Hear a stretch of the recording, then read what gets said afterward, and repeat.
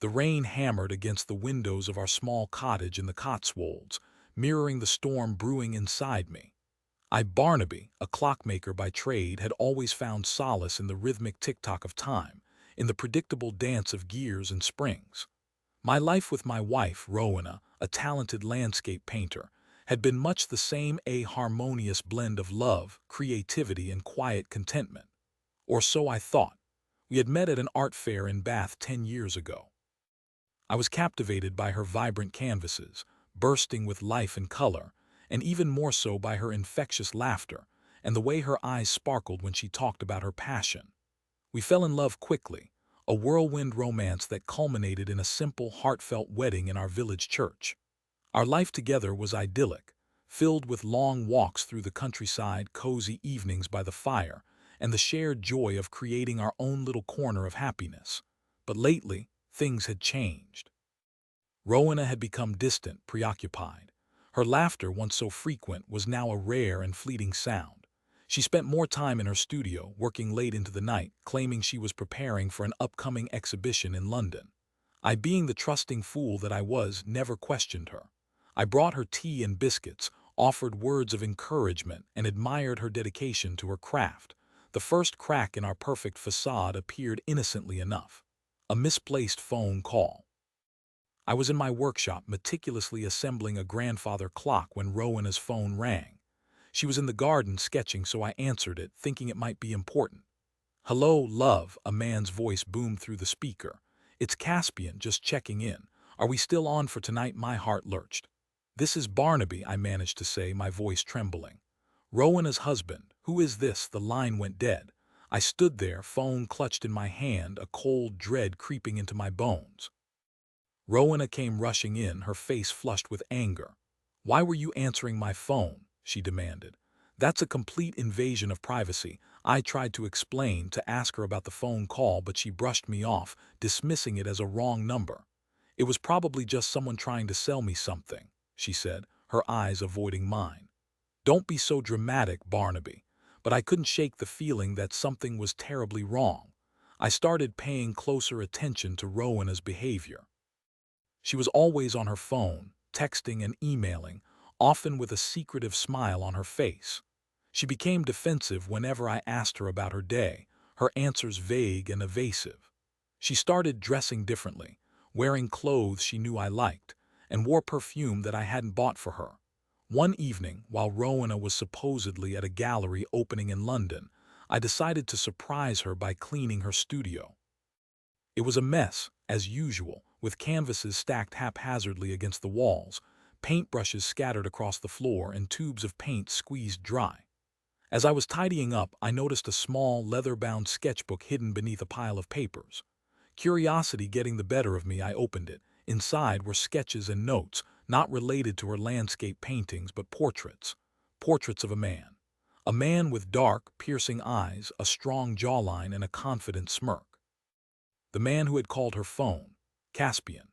The portraits were intimate, sensual, filled with a longing that made my stomach churn. Interspersed among the sketches were notes, fragments of conversations and poems, all addressed to Caspian, all filled with declarations of love and desire. "My darling Caspian," one note read. "I can't wait until we can be together without having to hide.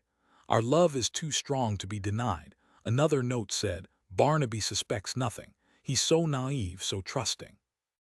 It makes it almost too easy." The words hit me like a physical blow, knocking the wind out of me.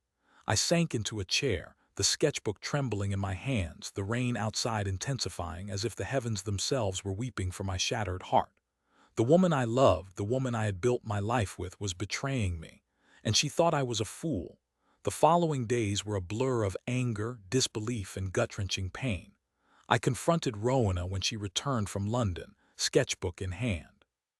She denied everything at first, claiming the sketches were just practice and the notes were just stories. But when I showed her the phone number and the dates on the notes, she broke down, sobbing. "It just happened," she cried, her voice choked with tears. "I didn't mean for it to go this far. Caspian he's different. He understands me in a way you never could." Her words were like daggers twisting in my heart.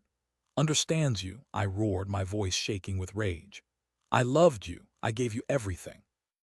How could you do this to me? She had no answer, only more tears and empty apologies. I couldn't bear to look at her, to be in the same room with her.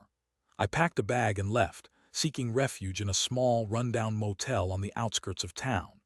I spent the night tossing and turning, haunted by the images in the sketchbook, by the sound of Rowena's lies, by the crushing weight of betrayal. In the morning, I knew I couldn't stay there. I needed to get away, to clear my head, to figure out what to do next.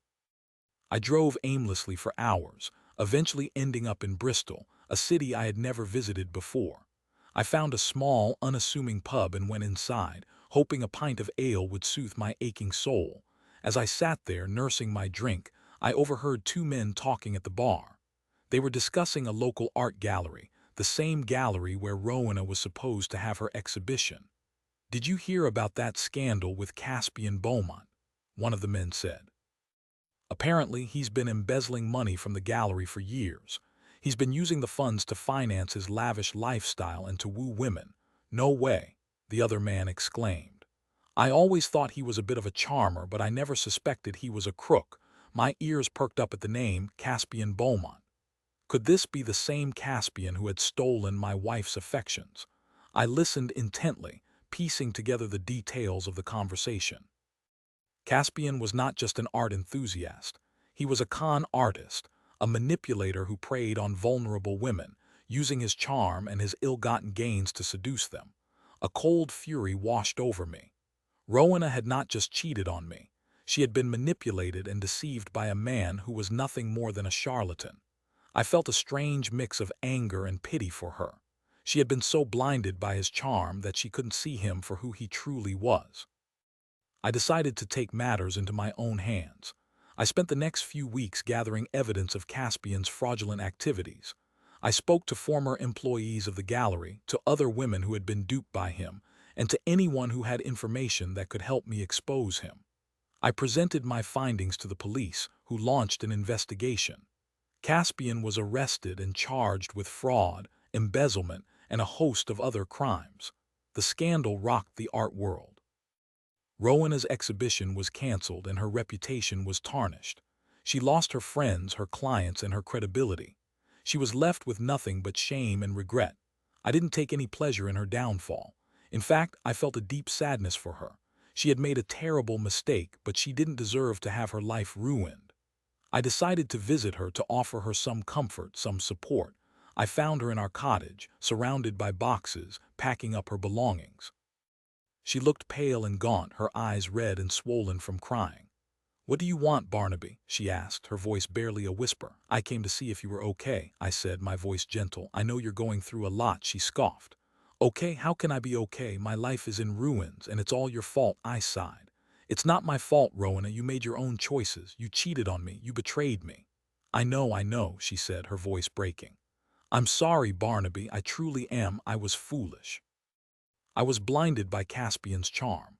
I thought he loved me, but he was just using me." I sat down beside her and took her hand. "I know," I said. "I know he was, but you're not a bad person, Rowena. You just made a mistake, a big one, but you can learn from it. You can move on." She looked at me, her eyes filled with tears.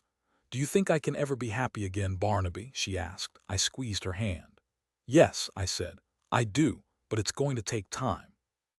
And it's going to take a lot of hard work. You need to forgive yourself, Rowena, and you need to learn to trust again." I left her that day, feeling a sense of closure. I knew that our marriage was over, that we could never go back to the way things were. But I also knew that we could both move on, that we could both find happiness again. I had lost my wife, but I had also gained something valuable, a newfound sense of strength, resilience, and self-respect. I returned to my clockmaking, pouring my heart and soul into my craft. I found solace in the rhythmic tick-tock of time, in the predictable dance of gears and springs. And slowly but surely I began to heal.